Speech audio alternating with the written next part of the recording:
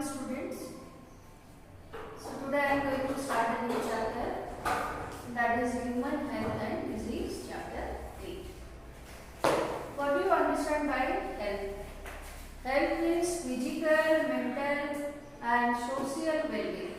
Physical means if all the physical parts, physical organ of the body, so that is okay, that is functioning normally, then that is called physical health. And the mental health means there is no worries, there is no mental stress. Because if your mental stress will be there, then it can affect the physical health also. So there should not be any mental worries and mental health also should be normal. Then the social well-being means human beings, we are social animal, we are living in the society. So what kind of the behavior we are doing in the society, so that is also equally important. So as per the modern definition of the health, health means not only to maintain the physical health, but also the mental and the social well-being also. So there are three different types of disease or the disorder. One is genetic disorder, second is infection, third is lifestyle disease, which is related to food or water. So what is the importance of the health? If you are maintaining a good health, then what are the benefits? First point, efficient at work. If you are working in any place and your health is good, then naturally the efficiency will also increase. Second point, increase productivity and brings economic prosperity. Now if you are doing more work, so that can bring economic prosperity, means the country will progress economically. The financial status of the country and as well as the financial status of the individual will also improve. Then the third is increases longevity. Longevity means life period. Now if your health is good, you are maintaining a good health, then your life period will also increase. So these are all the benefits of maintaining good health. Then how to maintain health? First point is balanced diet. Balanced diet means if you are taking proper diet which is having proper amount of the carbohydrate, protein, fat, vitamin, water, fiber, so that is called balanced diet. And personal hygiene and the regular exercise. Personal hygiene means suppose you are maintaining neatness of your own body, so that is called personal hygiene. Before taking your food, you are washing your hand. From your working place, when you are going to your home, then also you need to wash your hand. So that is called personal hygiene. Every day you need to take bath, you need to wear neat and clean clothes. So these are all the personal hygiene. And regular exercise, because by the exercise also you can maintain good health. So the exercise also equally important. Then yoga to achieve physical and the mental health. Yoga has a very important place in our life. Yoga is not only responsible for maintaining good physical health, but also the mental health also. Then the awareness about disease and their effect in body function. So if you know about different kind of the disease, what are the pathogens which are responsible for the disease and how the pathogen so that is transmitted, what measure to take so that we can prevent contact from the pathogen, and what are the effect on different body parts of the body organs. Now if you know about typhoid and the malaria, then you can take preventive measure so that you should not have typhoid or malaria. So proper knowledge about different common disease should be there. Then the vaccination, so that is the process of taking vaccine. Now vaccine is a preventive way. If you are taking vaccine for any particular disease, then you are not going to be affected by that disease. Like for example, there is vaccine for the smallpox, there is vaccine for measles, there is vaccine for hepatitis B, and there are so many diseases for which the vaccine has been discovered. So by taking proper vaccine also we can maintain good health. Then proper disposal of the waste, control of vector, safe food and water. So proper waste management is also equally important. It is not only important to take our own personal hygiene, to maintain the personal hygiene, but also the surrounding where we are living. So the surrounding should also be neat and clean. If the surrounding is not neat and clean, then that can be the breeding ground for the rat, for flies, for mosquitoes, and directly or indirectly they will produce different kind of disease.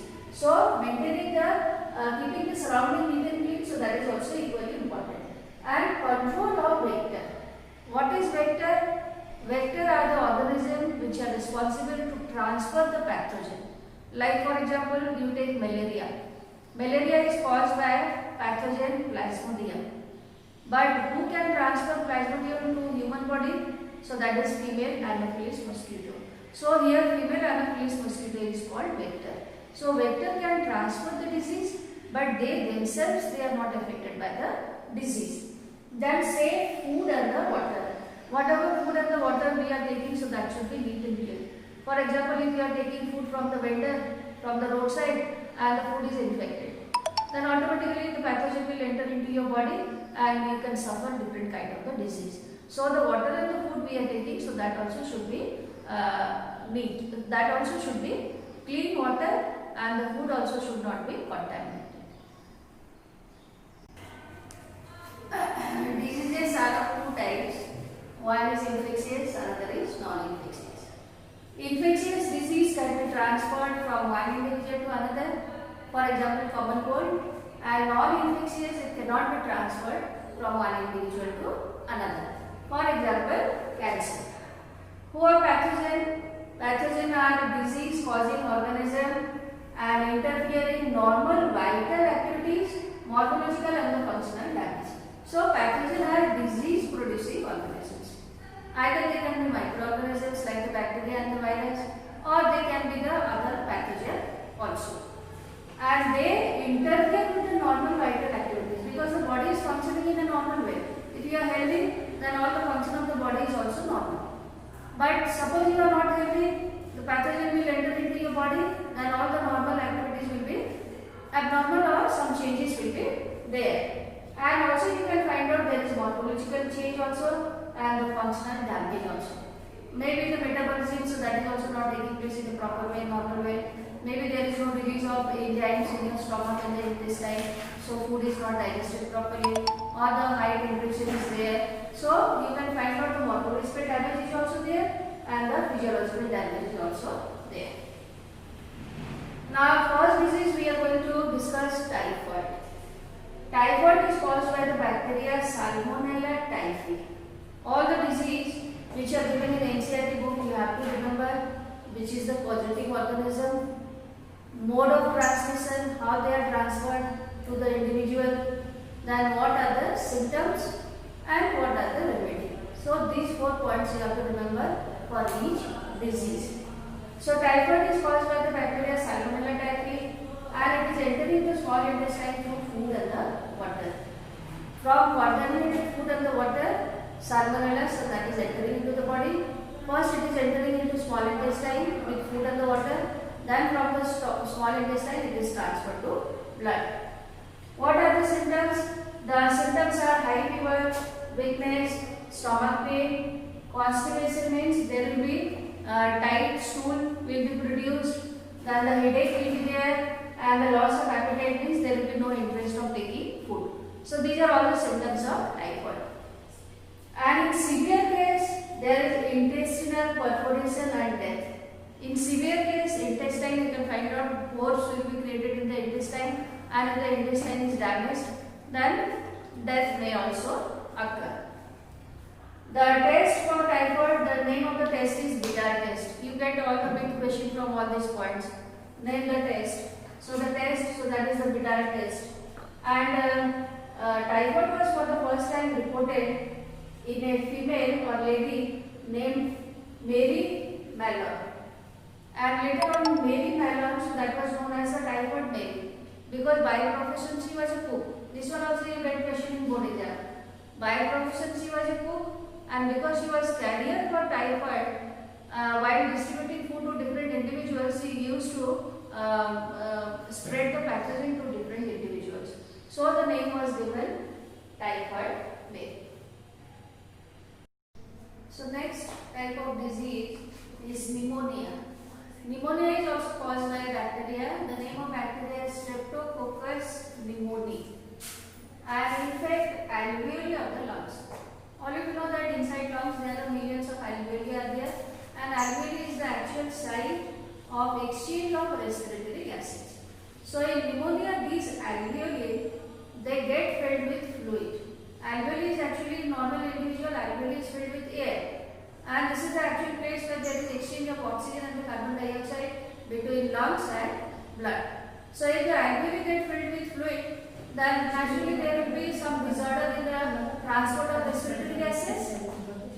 So what are the symptoms? The symptoms are fever, chills, cough and headache. And how the infection that spread? It's spread by droplets or sharing article. Droplet means when we are speaking. Then that time also the drops are coming out from the mouth. Then with the help of those droplets it can be transmitted to another individual who is coming in our contact. Or suppose whatever articles we are using, either you take your pen or the pencil or the book.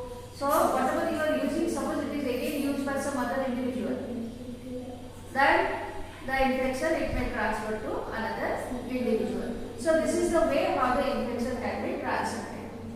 Then the next disease, that is common cold. Common cold is caused by a virus, and the virus belongs to the group rhinovirus.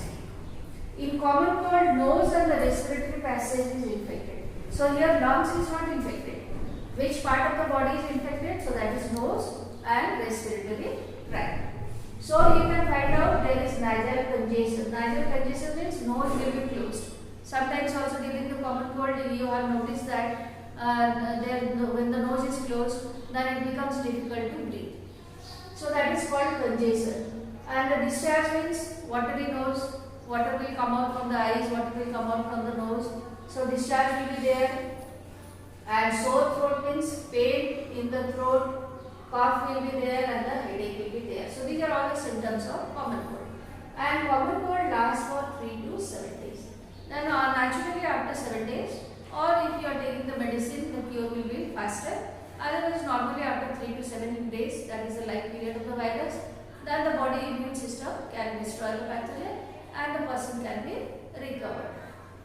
So how it is transmitted? It is transmitted or it is transferred with the help of the droplet. I told you the droplet which is coming out from the mouth, and sneezing, then using the articles, whatever articles we are using, if it is used by another individual, then we can transfer the disease to other individual also.